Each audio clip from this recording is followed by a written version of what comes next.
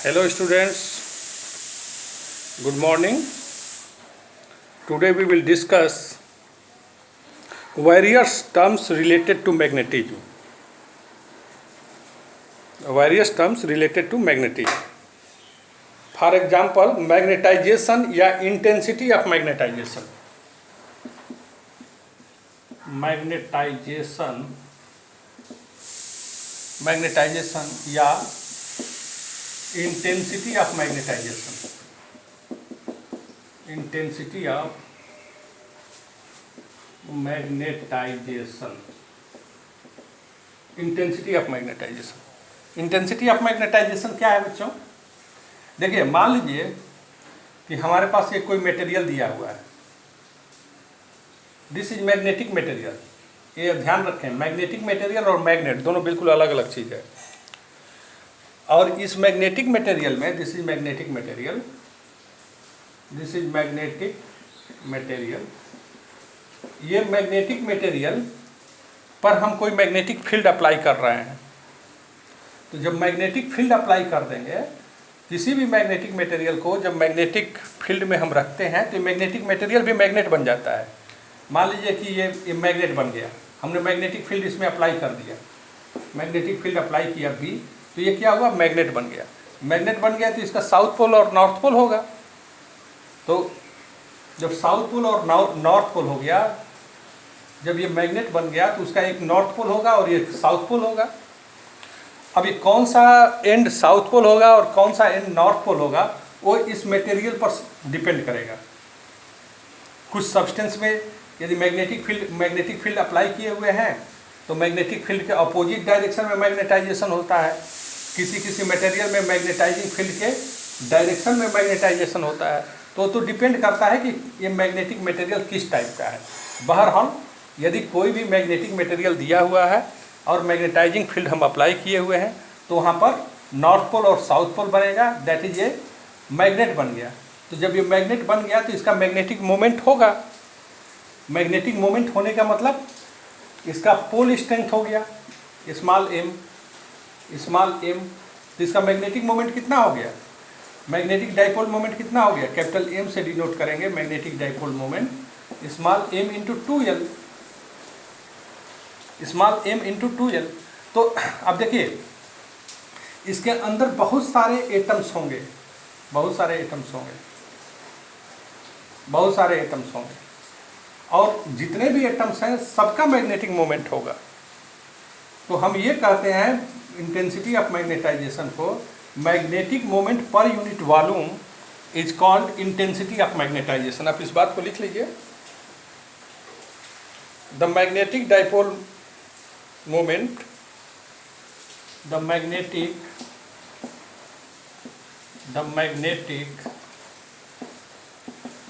Dipole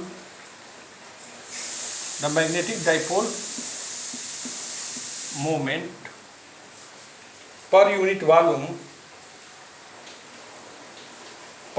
volume of the substance, per unit volume of the substance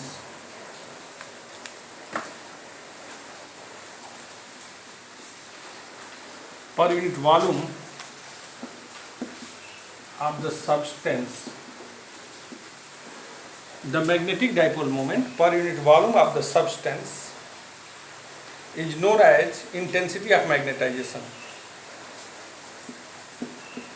Is known as intensity of magnetization. Intensity of magnetization. इसको हम intensity of magnetisation बोलते हैं. तो अब सुनिए, देखिए, इंटेंसिटी ऑफ मैग्नेटाइजेशन या मैग्नेटाइजेशन वेक्टर बोलते हैं इसको. हम एक टर्म ये भी यूज कर सकते हैं हम यहाँ पर, मैग्नेटाइजेशन वेक्टर. इसी को हम मैग्नेटाइजेशन वेक्टर भी कह सकते हैं.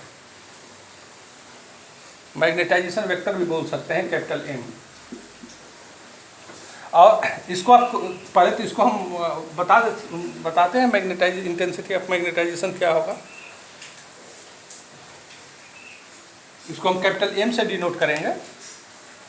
तो capital M is equal to what, intensity. Magnetic dipole moment, pole strength M है और लेंथ 2l है। मान लीजिए कि मैग्नेट का ये क्या हुआ, पोल स्ट्रेंथ 2l है, तो ये m into 2l upon volume. यदि क्रॉस सेक्शनल एरिया, इस स्पेसिमेन का क्रॉस सेक्शनल एरिया क्या हो, कैपिटल A हो, तो capital A into 2l that is volume. Magnetic dipole moment per unit volume, that is known as intensity of magnetization. ये 2l cancel out हो गया, तो हम इसको लिख सकते हैं यहाँ पर capital M is equal to m upon A, m upon A, that is pole strength developed per unit area.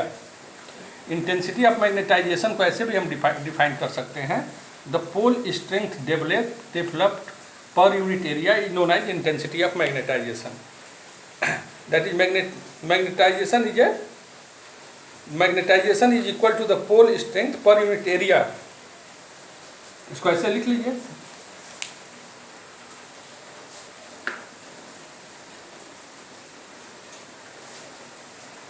the intensity of magnetization या magnetization is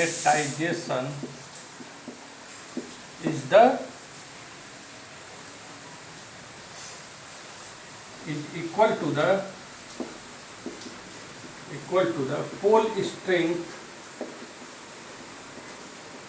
strength per unit area per unit cross sectional area लिखेंगे, per unit cross sectional area of the substance.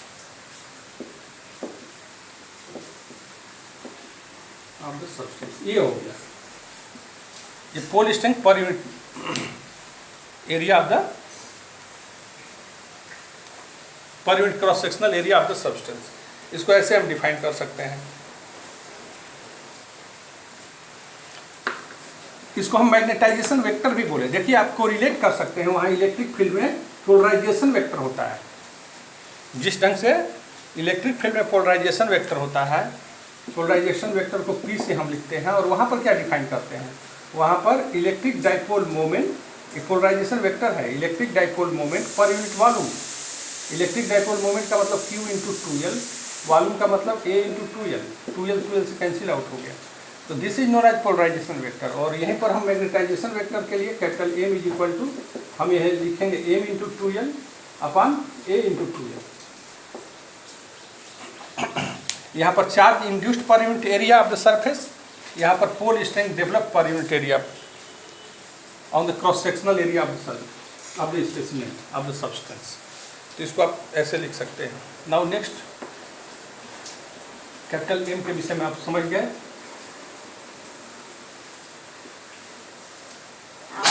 Intensity of magnetisation के विषय में। Now intensity of magnetizing field, next term, intensity of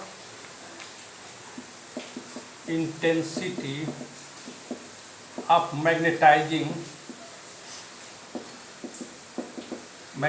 field. Intensity of magnetizing field, magnetizing field जैसा नाम से ही स्पष्ट है, magnetising field का मतलब मैग्नेट बनाने वाला फील्ड। इसका मतलब कि कोई भी यदि स्पेसिमेन है, सब्सटेंस है, उसमें जब हम ये फील्ड अप्लाई कर देते हैं, मैग्नेटाइजिंग फील्ड जब हम अप्लाई कर देंगे तो सब्सटेंस मैग्नेट बन जाएगा। तो इसको मैग्नेटाइजिंग फील्ड को हम डिफाइन कैसे करते हैं, intensity of magnetizing field is equal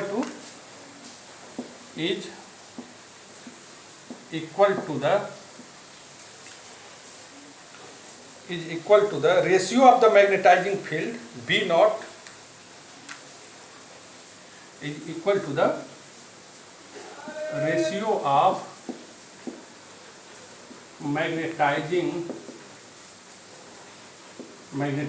field B naught to the magnetic permeability of the air या vacuum. to the permeability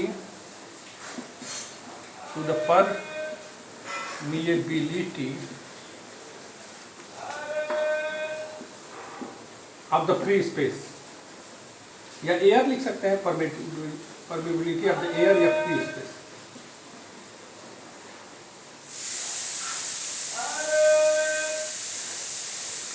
permeability of the free space. तो इंटेंसिटी ऑफ मैग्नेटाइजिंग फील्ड को हम capital H से denote करेंगे। Capital H is equal to B not upon mu not. This is known as intensity of magnetizing field. Intensity of magnetizing field B not upon mu not. देखिए इस बात को समझ लीजिए, बी नॉट क्या है? B not is magnetic field lines. B not is magnetic field lines, कितनी lines cross कर रही है, इसी को हम बोलेंगे बी नॉट। बी नॉट कहने का मतलब है फ्री स्पेस में कितनी मैग्नेटिक फील्ड लाइन्स क्रॉस कर रही हैं, that is known as B not. तो this B not upon mu not, B not और इस फ्री स्पेस का अपना कुछ परमिएबिलिटी होगा mu not. This ratio is known as intensity of magnetizing field. Intensity of magnetizing field मतलब जब हम ये एच अप्लाई करते हैं तभी यहाँ पर यदि कोई सब्सटेंस रखेंगे तो मैग्नेट होगा। किसी भी सब्सटेंस को मैग्नेट रखने के लिए जो मैग्नेटिक फील्ड अप्लाई करते हैं वो क्या होता है? वो कैपिटल एच होगा यहाँ पे। ठीक है, आगे और हम इसको स्पष्ट करेंगे। आप लिखिए magnetic permeability, very important, magnetic permeability. Magnetic permeability,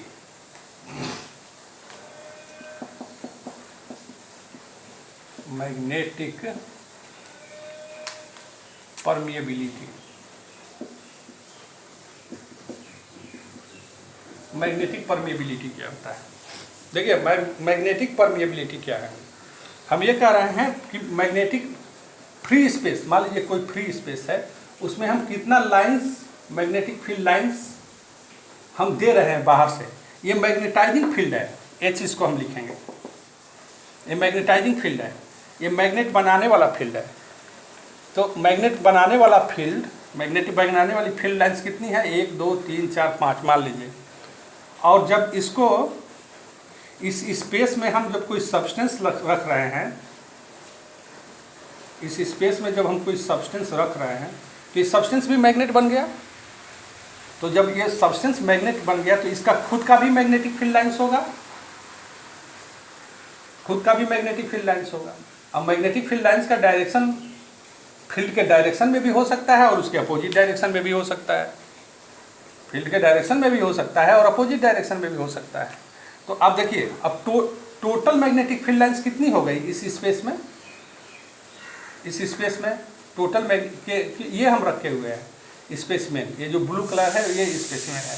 तो टोटल मैग्नेटिक, पहले magnetic intensity magnetic field lines कितनी थी? 1 2 3 केवल थी। और जब हम ये इस स्पेसमेन को हम रख दिए तो कितना हो गया? 1 2 3 4। तो ये टोटल फील्ड लाइन्स हो गया 1 2 3 4 5 6 7 लाइन्स हो गई। तो this 7/3, this ratio is known as magnetic permeability. बिल्कुल क्लियर आप समझ लीजिए। मैग्नेटिक परमिएबिलिटी क्या है? मैग्नेटिक परमिएबिलिटी क्या है? इस स्पेसिमेन में टोटल मैग्नेटिक फील्ड लाइन्स कितनी हो गई, और ये यदि स्पेसिमेन नहीं रखते तब कितना मैग्नेटाइजिंग फील्ड है, पास कर रहा है वहाँ से। तो this ratio is known as what? Magnetic permeability. आप इसको लिख लीजिए। Magnetic permeability of a substance is equal to the of a substance as equal to the is equal to the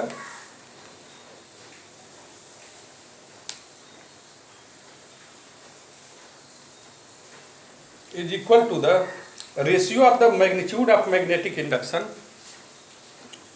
is equal to the ratio of the magnetic ratio of the magnitude of the magnetic induction, magnitude of the magnetic induction magnetic induction की बात कर रहे हैं। इसका magnetic induction का मतलब क्या हुआ, ये जो 7 है ये मैग्नेटिक इंडक्शन है, मैग्नेटाइजिंग फील्ड, और ये जो मैग्नेट बनने के बाद जो फील्ड लाइन्स है ये B इज इक्वल टू यहाँ पर 7 है, हम एग्जाम्पल में बता रहे हैं। This is known as magnetic induction. Magnetic induction का मतलब total number of magnetic field line passing through that specimen. तो magnitude of the magnetic induction B and ratio of the magnitude of magnetic induction to the magnetizing field.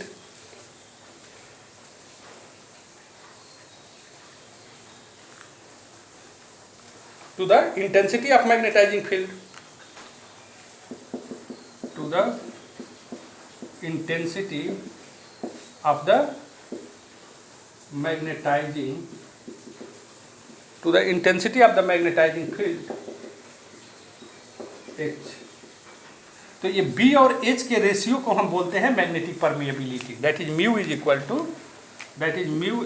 To B by H। B क्या है भाई, total magnetic field lines.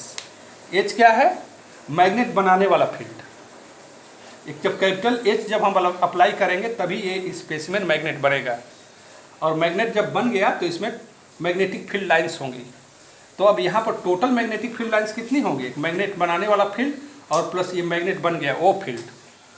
तो अब यदि देखिए magnetic जो developed हुआ है मैग्नेटिक फील्ड लाइंस, यदि मैग्नेटाइजिंग फील्ड के डायरेक्शन में हो गया तब तो B की वैल्यू H से ज़्यादा हो गई, लेकिन यदि यही अपोजिट डायरेक्शन में हो गया तब B की वैल्यू H से कम हो गई। तो कुछ सब्सटेंस में B की वैल्यू H से अधिक होती है, कुछ सब्सटेंस में B की वैल्यू H से कम होती है। नेक्स्ट लिखिए, magnetic relative magnetic permeability. Relative magnetic permeability, fourth,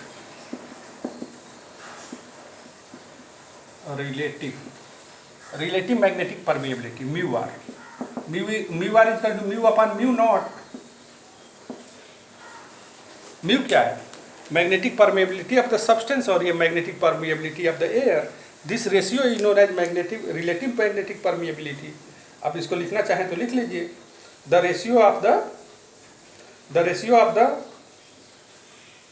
magnetic induction inside the material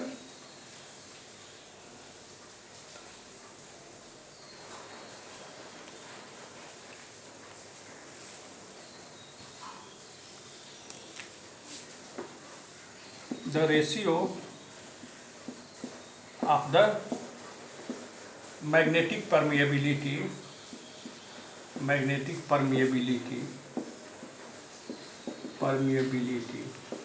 of a substance to the magnetic permeability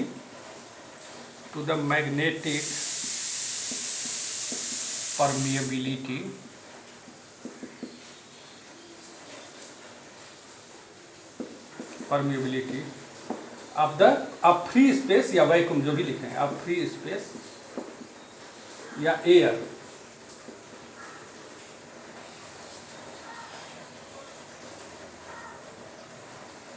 is called relative permeability, is called relative permeability, relative permeability of the substance। इसको आप लिख सकते हैं, ऐसे note कर लीजिए।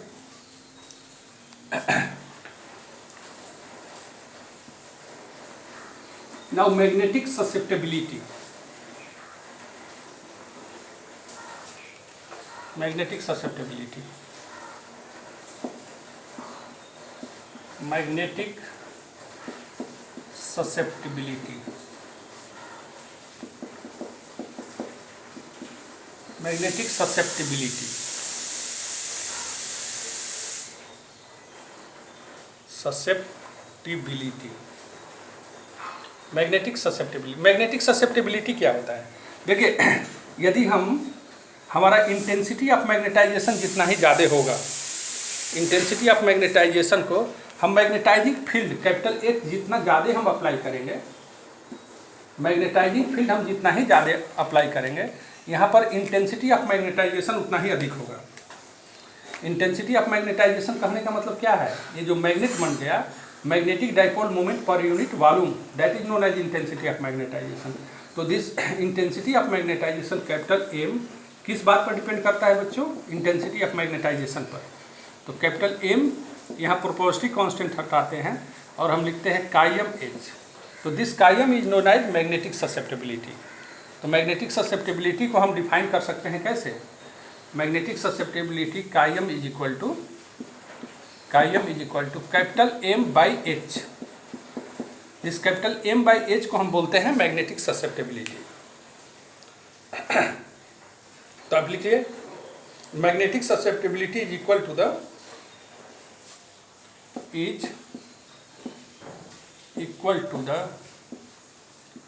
Ratio of intensity of magnetization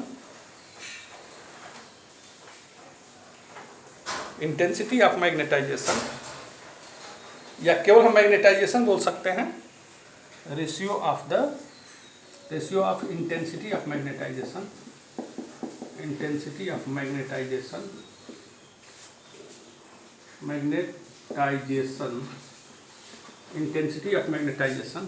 to the intensity of magnetizing field.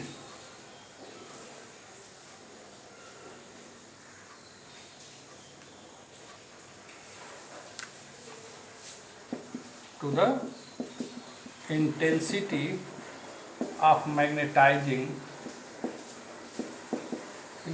of magnetizing field।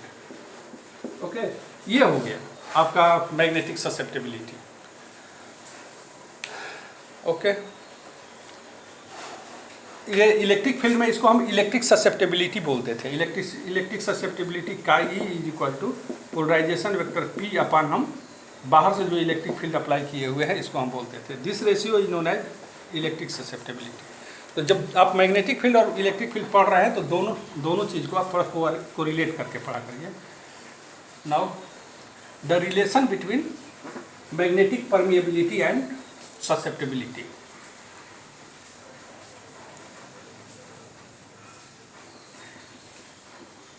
The relation between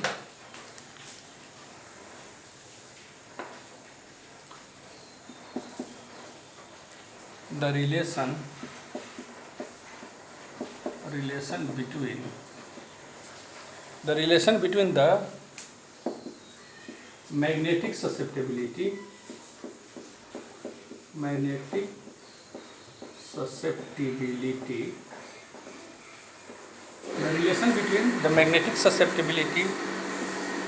and magnetic permeability। The relation between magnetic susceptibility and magnetic permeability, ये हमको रिलेशन निकालना है। देखो बच्चों, मान लीजिए कि हम मैग्नेटाइजिंग फील्ड अप्लाई किए हुए हैं और फ्री स्पेस में कितना फील्ड है, B0 है।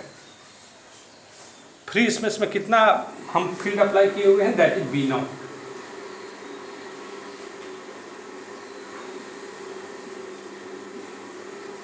B0 फील्ड है ये। और जब इसी यहाँ पर जब हम कोई सब्सटेंस हम रख दे रहे हैं, सपोज ये सब्सटेंस रख दिए, तो ये सब्सटेंस भी मैग्नेटाइज हो गया। और जब सब्सटेंस मैग्नेटाइज हो गया तो इसका भी मैग्नेटाइजेशन हुआ, तो टोटल फील्ड लाइन कितना हो गया, the total magnetic field B, suppose ये सोलेनॉइड है, the total magnetic field lines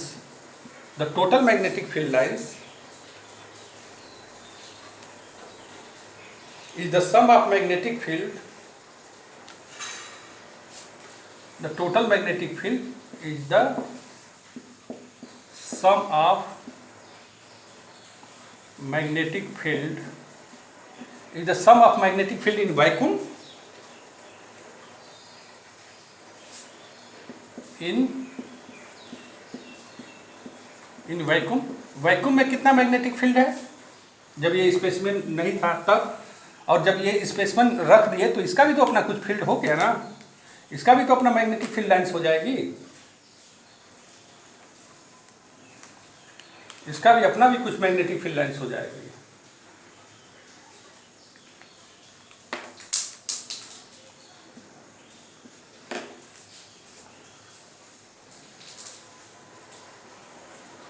कुछ मैग्नेटिक फील्ड लाइन्स हो जाएगी इसकी भी। इस मैग्नेटिक फील्ड लाइन्स को ऐसे लिख लीजिए,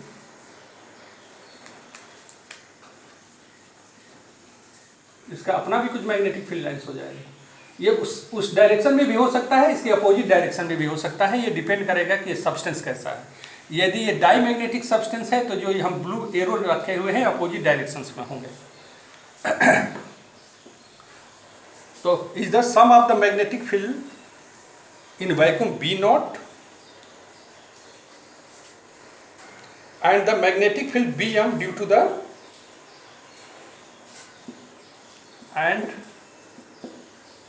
magnetic field Bm क्या है, ये जो सब्सटेंस मैग्नेट बन गया उसका मैग्नेटिक फील्ड, ये दोनों मिला के मैग्नेटिक हो गया। तो दैट इज मैग्नेटिक इंडक्शन को B को हम लिखेंगे B इज इक्वल टू ये B नॉट प्लस Bm, ये हो गया टोटल मैग्नेटिक। इसी को हम मैग्नेटिक इंडक्शन भी बोलेंगे। मैग्नेटिक इंडक्शन बोलने का मतलब है टोटल मैग्नेटिक फील्ड लाइंस। तो B is equal to B not को आप लिख सकते हैं म्यू नॉट H, आप पढ़े हैं, और Bm को क्या आप लिख सकते हैं, Bm को आप लिख सकते हैं म्यू नॉट M। ये जो स्पेसमैन मैग्नेट हो गया, capital M is what, intensity of magnetisation. Intensity of magnetisation कहने का मतलब कितने मैग्नेटिक मोमेंट डेवलप हुए हैं। म्यू नॉट से हम मल्टीप्लाई किए हैं ताकि सबका सब डायमेंशन एक ही हो जाए, इसलिए यहाँ B की जगह पर आप क्या लिखते हैं, B की जगह पर आप लिखते हैं, एक चीज़ और आगे हम बढ़ा दें, B is equal to mu not H plus mu not, यहाँ पर रीजन लिख लेंगे, since mu not is equal to B not upon H, mu not is equal to B not upon H, since mu not is equal to B not upon H। चलिए ठीक है, इतना दिखाई दे रहा है ना, इसको मिटा दे रहे हैं यहाँ से, इसको ऊपर लिख लीजिए अब तक नहीं दिख रहा है तो ये B is equal to B not के जगह पर हम लिखेंगे म्यू नॉट H, रीजन लिख लीजिए, since mu not is equal to B naught upon H, ये हो गया, प्लस Bm के जगह पर आप क्या लिखेंगे, mu naught into capital M लिखेंगे। This is known as intensity of magnetization, क्योंकि जब हम B नॉट अप्लाई कर दिए हैं तो ये मैग्नेटिक डाइपोल मोमेंट डेवलप हो गए हैं यहाँ पे। तो B is equal to mu not H plus mu naught, M को क्या लिखेंगे, आप मैग्नेटिक ससेप्टिबिलिटी अभी आप पढ़े हैं, कैपिटल M बाई H, अभी आप पढ़ेंगे इस, तो M is equal to capital M by H, ऐसे हम लिख लेंगे, सॉरी कैपिटल M को क्या लिखेंगे, कायम इंटू H लिखेंगे, कायम into H। This implies B को क्या लिखेंगे, B is equal to mu H,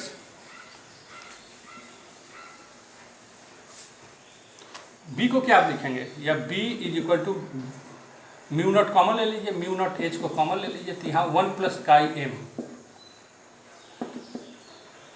B को क्या लिखेंगे, B is equal to mu H हम लिखते हैं, या B by H is equal to mu naught 1 plus chi M। B by H को हम म्यू लिखेंगे, mu is equal to mu naught 1 plus chi M। तो ये हो गया, दिस इज रिलेशन। म्यू और म्यू एंड म्यू नॉट के ratio को हम रिलेटिव परमिबिलिटी बोलते हैं, म्यू अपान म्यू नॉट कर लेंगे, that is relative permeability 1 plus chi M, ये हो गया, since mu are is equal to mu upon mu naught, ये रिलेटिव। तो this relation is also very important. तो मैग्नेटिक मटेरियल्स पढ़ाने से पहले ये सब इतना सारा चीज़ हम बता दिए। अब ये आपको एक चीज़ डिस्कस करना था जो कि बहुत इम्पॉर्टेंट है, इलेक्ट्रॉन थियरी ऑफ मैग्नेटिज्म। तो ये नहीं हो पाएगा, वीडियो 30 मिनट्स का हो गया बस। Okay, thank you. Next video में इसको हम डिस्कस करेंगे।